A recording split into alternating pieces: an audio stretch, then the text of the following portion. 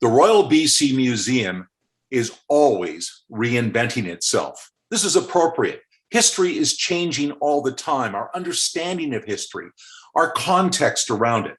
And keeping that in mind, I think it's incredibly important that our Indigenous people have a real say in the exhibit at the museum, far more input than they've had in the past in telling their story, using their strong oral tradition to help them on this way. They'll ensure that the story is fully told, both the good and the bad, no doubt covering things like the residential school situation, and of course, talking about the suppression of Indigenous culture in our province. No argument on this.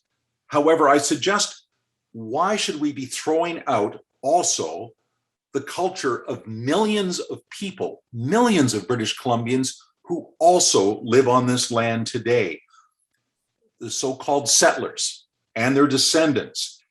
After so many years, they also deserve to have their story told.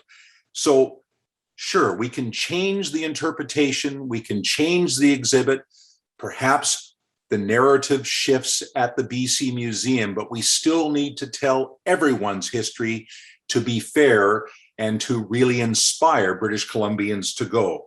The museums, after all, is everyone's to share and learn from.